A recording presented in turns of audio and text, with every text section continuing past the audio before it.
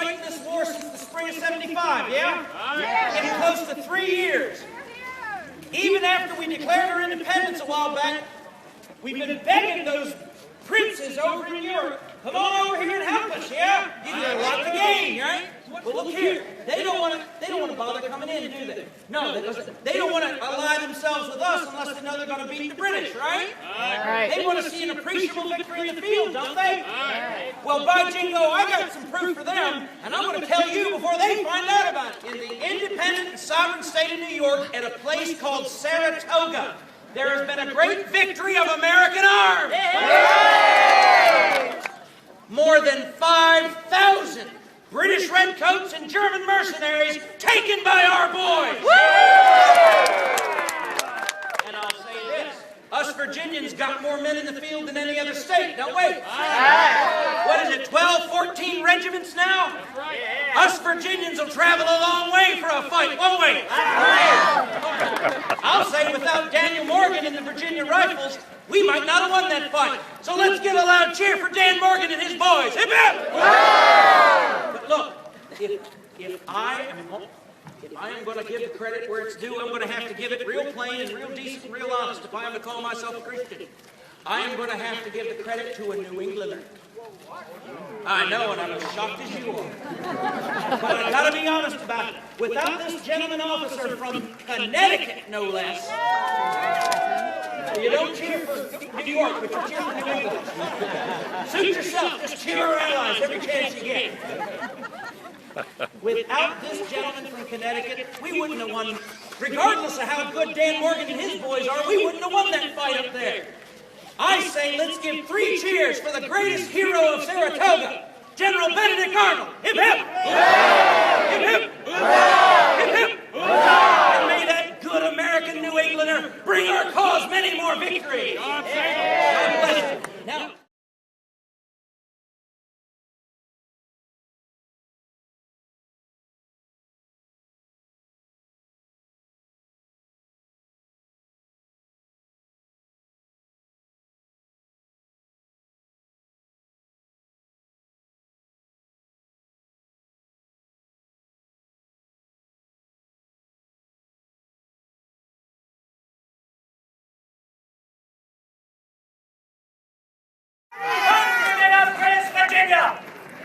The rebel insurrection is all but over, and the royal dominion of Virginia is once again secured.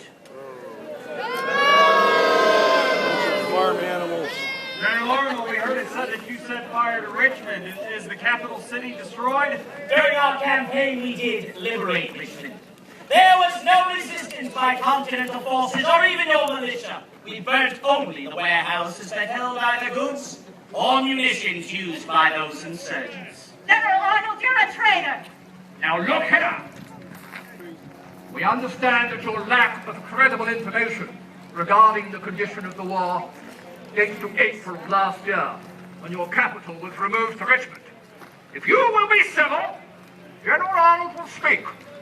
Thank you, Colonel Dundas. Now, people of Williamsburg, loyal subjects, please know that my message is plain, that you have been misled, just as I was. The Continental Army, despite valiant men and former friends, such as Generals Washington, Lincoln, and Knox, is little more than a fable, a farce! General Arnold, sir, you say you are desirous of our trust, but you insult us. Good sir, I paid myself in order not to do so. But our great victory at Charleston in May of last year demonstrates the endless string of poor decisions and even poorer support by your Continental Congress. At Charleston, General Lincoln was sacrificed, I say, to face 10,000 British regulars against, well, but 5,000 men of his own. No support or reinforcements were even offered, even though the siege lasted an additional 2 months. Your entire Virginia Continental line was forced to surrender there. Now, how could this have happened, good citizens? General Lincoln was betrayed. Betrayed by your rebel government!